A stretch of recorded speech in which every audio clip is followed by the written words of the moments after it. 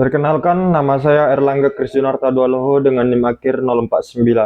Pada video ini saya akan mengumpulkan tugas ujian akhir semester pada mata kuliah Hukum Pemerintahan Daerah yang diampu oleh Ibu Ida Yuliana SHMH. Jadi untuk sumber hukum atau referensi jawaban yang saya pakai dalam mengerjakan UAS ini adalah antara lain Undang-Undang Dasar Negara Republik Indonesia tahun 1945, kemudian ada Undang-Undang Nomor 23 tahun 2014 tentang pemerintahan daerah yang diubah dengan Undang-Undang Nomor 9 tahun 2015. Lalu ada Undang-Undang Nomor 11 juga tahun 2006 tentang pemerintahan Aceh, Undang-Undang Nomor 13 tahun 2012 tentang keistimewaan daerah istimewa Yogyakarta, dan Undang-Undang Nomor 2 tahun 2021 tentang perubahan kedua atas Undang-Undang Nomor 21 tahun 2001 tentang otonomi bagi Provinsi Papua. Baik, saya langsung ke soal yang pertama. Pemerintah daerah memiliki kewenangan membentuk produk hukum daerah untuk menjalankan otonomi dan tugas pembantuan. Namun, tidak sedikit produk hukum daerah yang bermasalah karena bertentangan dengan peraturan yang lebih tinggi. Menurut saudara, mengapa harmonisasi dan evaluasi produk hukum daerah penting dilakukan? Baik. Jadi sebelum menjawab itu, penting untuk kita ketahui bersama apa itu harmonisasi peraturan daerah dan juga apa evaluasi. Dimulai dari yang tergampang dulu.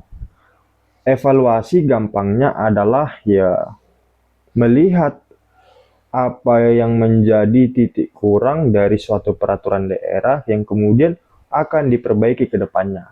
Itulah evaluasi peraturan daerah. Bukan hanya peraturan daerah, pun begitu dengan produk hukum lainnya. Kemudian apa itu harmonisasi peraturan daerah? Kata harmonisasi kan berasal dari harmonisasi. Harmonisasi artinya menyesuaikan.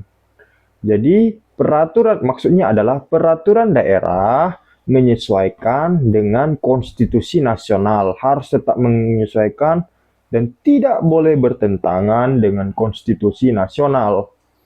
Dan kalau ditanya, mengapa itu penting? Ada beberapa alasan yang saya susun.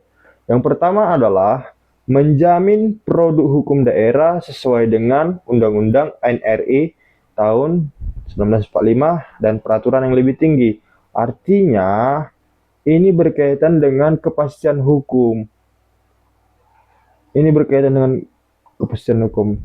Nanti, jika terjadi sengketa, sudah ada landasan yang jelas. Kita lebih memilih peraturan yang lebih tinggi atau peraturan yang lebih rendah, peraturan yang lebih khusus atau peraturan yang umum. Ini juga berkaitan dengan asas itu tadi, lex specialis derogat generalis, lex superior derogat inferior, begitu. Kemudian berikutnya ada mencegah terjadinya konflik norma antar perda dengan undang-undang. Ini penting karena pembentukan norma perundang-undangan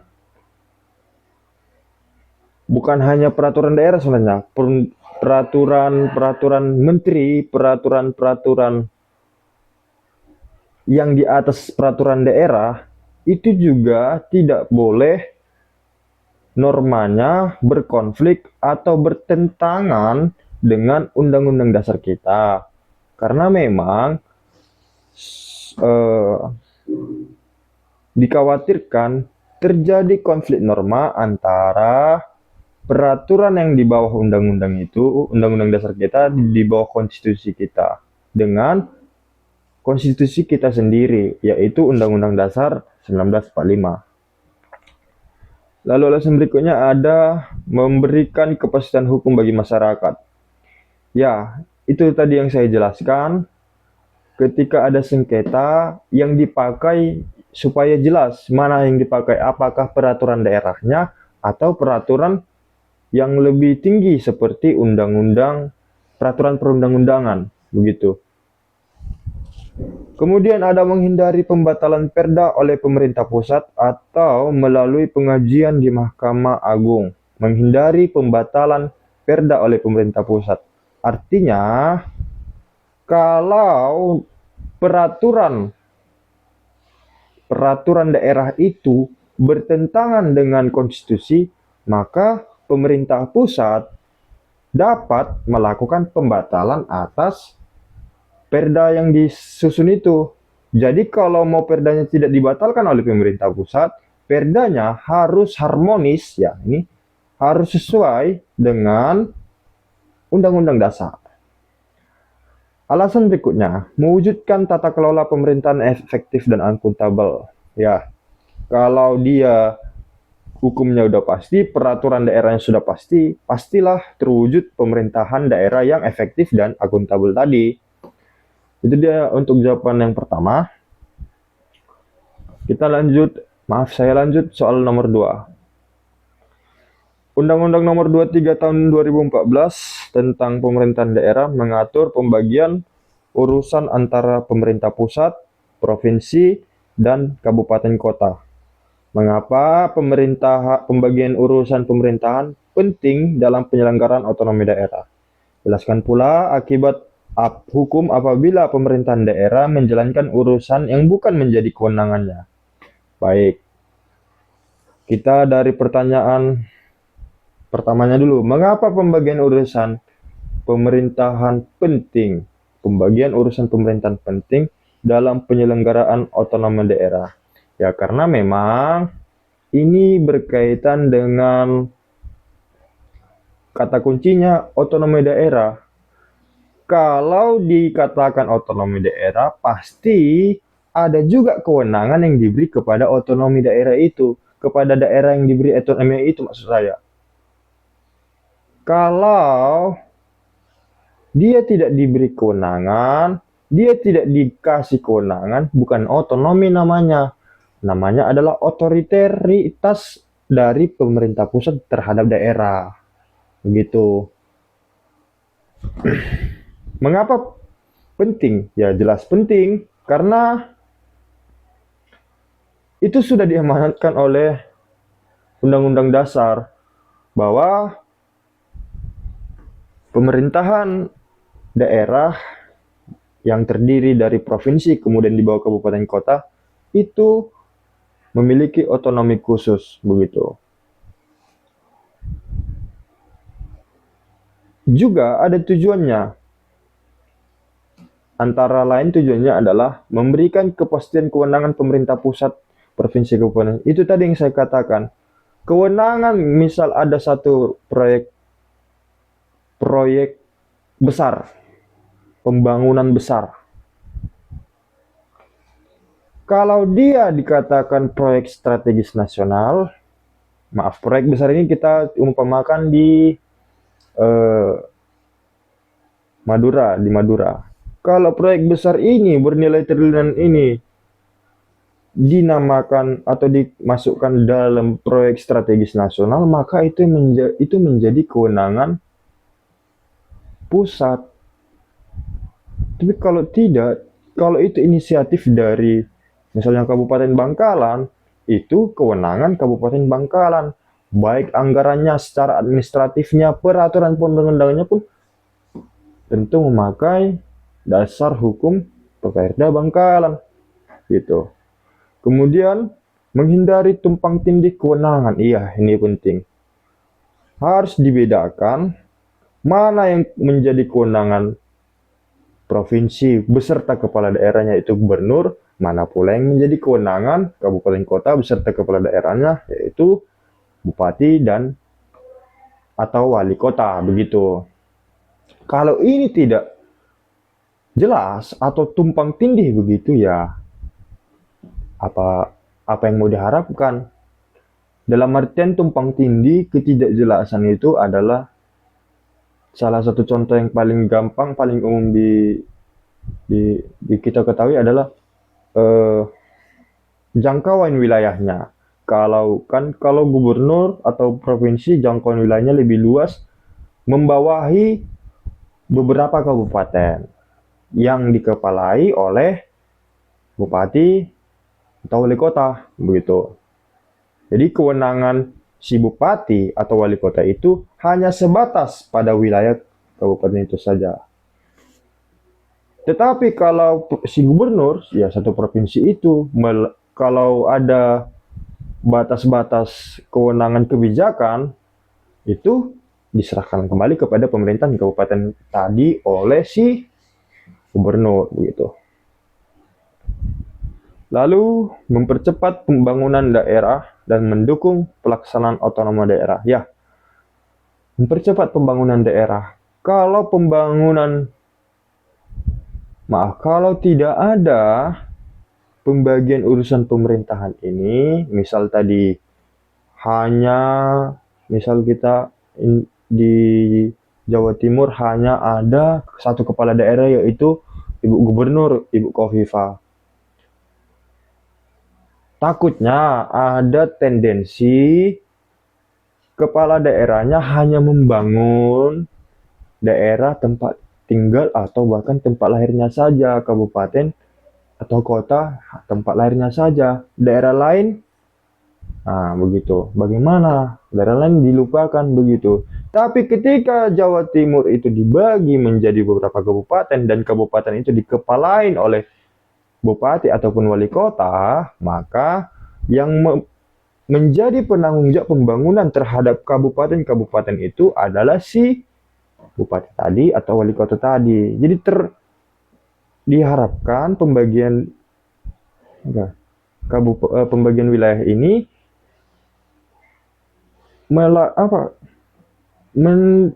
mendapatkan yang namanya pemerataan pembangunan begitu. Jadi masing-masing pemimpin atau kepala daerahnya melakukan pembangunan gitu.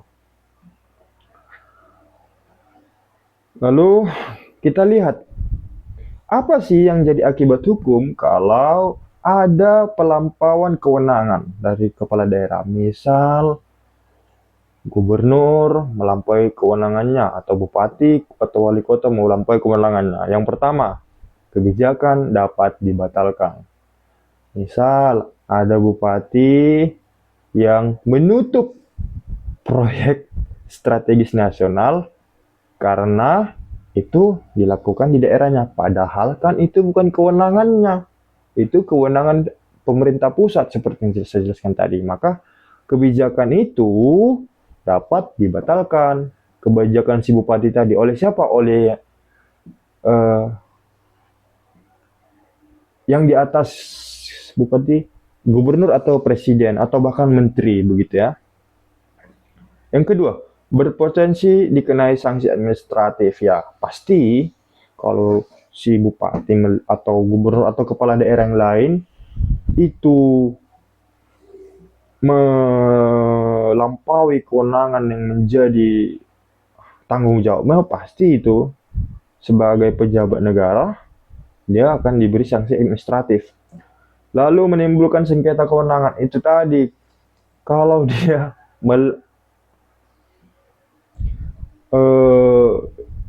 kalau seorang bupati melampaui kewenangannya juga, misal ini ya, misal kalau seorang bupati mau melampaui kewenangannya, ini juga bisa menimbulkan sengketa kewenangan. Lalu menyebabkan kerugian keuangan negara atau daerah serta bertentangan dengan asas legalitas. Iya, bertentangan. Karena kewenangan yang dilakukan itu, kewenangannya yang dikatakan itu kewenangannya, oknum itu tadi, tidak berdasarkan apa? Tidak berdasarkan hukum. Jadi disebut tidak ada asas legalitas karena dia melampaui kewenangan, perbuatannya tidak diatur bahkan dilarang dalam hukum karena dia melampaui kewenangannya. Itu dia untuk jawaban soal nomor 2. Kemudian soal nomor 3, pemerintahan daerah adalah penyelenggara urusan pemerintahan oleh pemerintah daerah dan DPRD menurut asas otonomi dan tugas pembantuan dengan prinsip otonomi seluas-luasnya dalam sistem dan prinsip Negara Kesatuan Republik Indonesia sebagaimana dimaksud dalam UUD 45. Jelaskan struktur pemerintahan daerah dalam sistem pemerintahan Indonesia. Sudah Anda pelajari di perkuliahan. Baik, pemerintah daerah dan DPRD itu bekerja sama menyelenggarakan pemerintahan berdasarkan asas otonomi dan tugas pembantuan dalam kerangka NKRI. Jadi, yang membuat kebijakan pembangunan itu adalah pemerintahan daerah. Yang melakukan pengawasan terhadap pembangunan itu adalah DPRD. Itu kata kuncinya seperti itu. Terkait antara pemerintahan daerah dengan DPR tadi. Kenapa perlu? Ya kan? Kenapa perlu dibagi-bagi memang?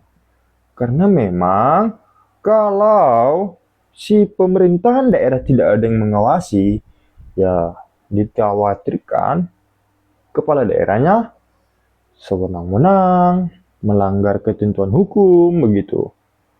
Tapi kan pada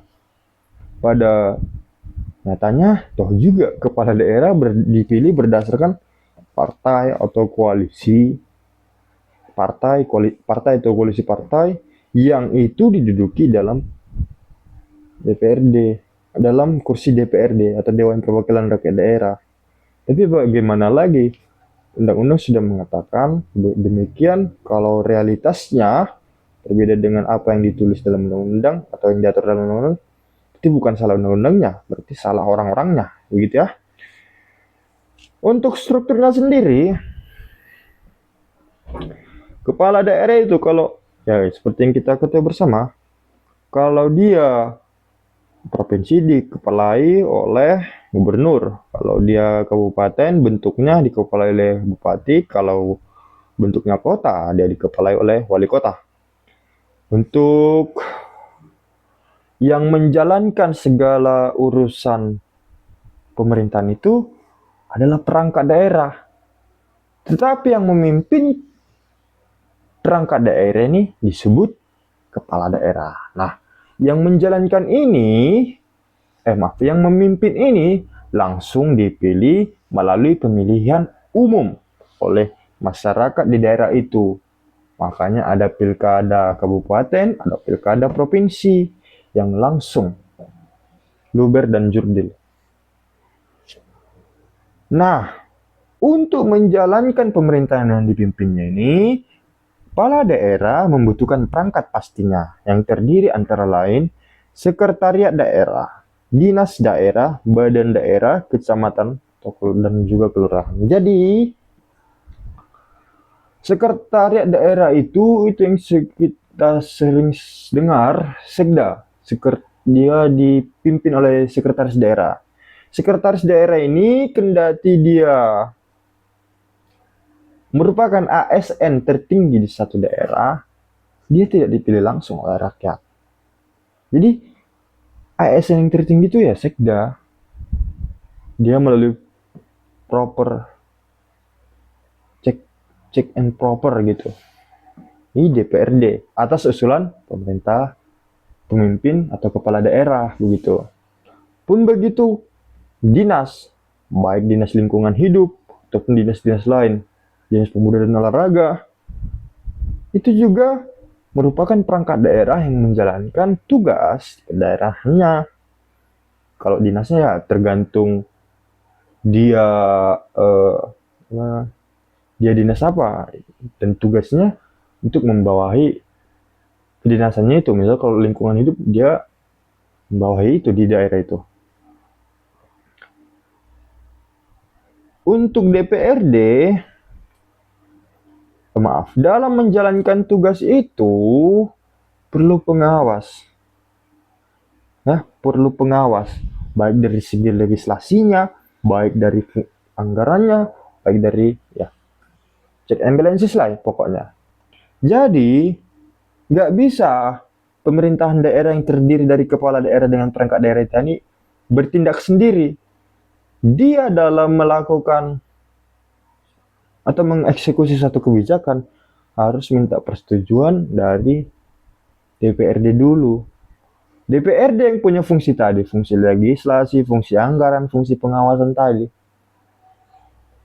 Ini paling sering dibahas, ini kan fungsi anggaran juga. Gitu. Soal nomor 3, Indonesia mengakui adanya daerah yang memiliki kekhususan dan keistimewaan. Model ini menunjukkan bahwa tidak semua daerah diperlakukan sama dalam penyelenggaraan otonomi daerah. Berikan analisis saudara, apakah desentralisasi asimetris merupakan ketidaksetaraan antar daerah atau justru bentuk keadilan konstitusional dalam negara kesatuan Republik Indonesia?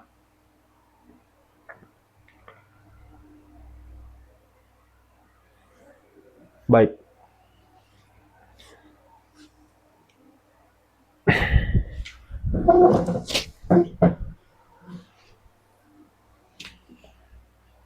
Jadi,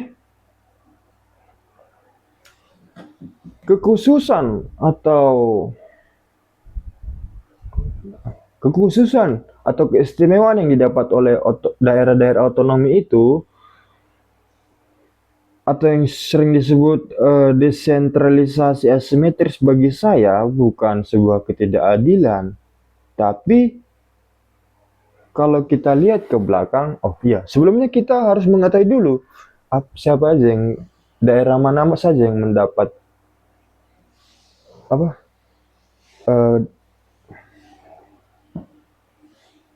kekhususan dan keistimewaan itu. Ya pasti ada Papua, ada Aceh, ada Yogyakarta sebagai daerah istimewa. Yang Papua dan Aceh mendapat otonomi khusus, untuk Yogyakarta mendapat keistimewaan. Alasan dari pemberian kekhususan dan keistimewaan ini pasti tidak serta-merta berdasarkan keakraban mungkin antara pemerintah pusat dengan pemimpin Aceh atau Papua, bukan. Tetapi dilihat dari segi politik, historis di masa lampau. Inilah yang menjadi alasan utama pemberian kekhususan dan keistimewaan ini. Ini bukan ketidakadilan, tetapi ini untuk manajemen potensi konflik politik dan hal lain dari segi historisnya gitu. Sebenarnya kalau menurut saya itu manajemen politik saja, manajemen konflik politik, karena tidak tahu, jadi saya tidak akan terlalu dalam ke situ. Tapi yang terpenting itu bukan sebuah ketidakadilan, itu adalah justru bahkan bentuk keadilan untuk mempertahankan keutuhan wilayah NKRI.